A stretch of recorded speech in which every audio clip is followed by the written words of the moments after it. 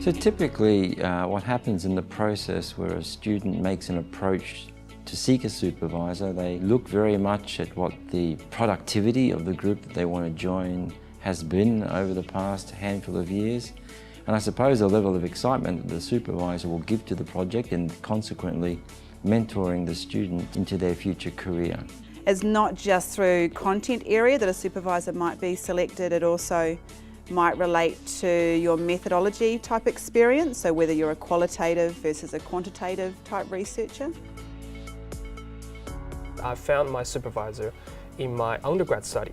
So I have had a great experience with one of my course lecturer, and I felt that the way she delivered the content, I really enjoyed that.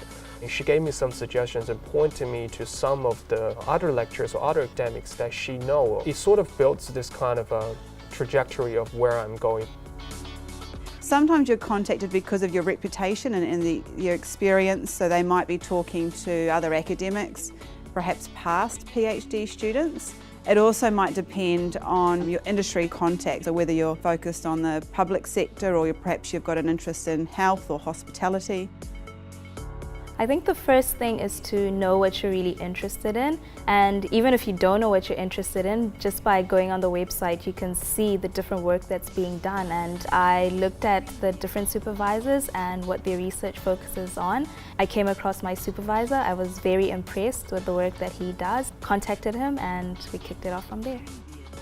You've got to feel like that's somebody you can work with over an extended period of time on a big project that can sometimes get a little bit stressful, as these things do, because they're complicated projects to deliver on the time frame that they have.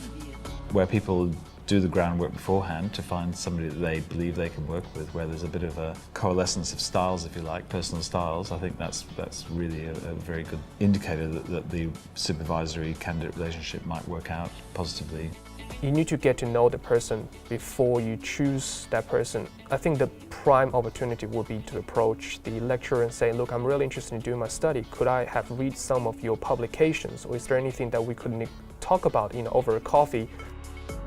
The relationship between a supervisor and a candidate is a very important relationship. It has to be an extremely communicative relationship. Like any good relationship, you have to have a very open dialogue about how the project is running, how the student is feeling about the project, and vice versa, how the supervisor is feeling about the progress that the student is making. So communication, to me, is the most essential component of any good student-supervisor relationship.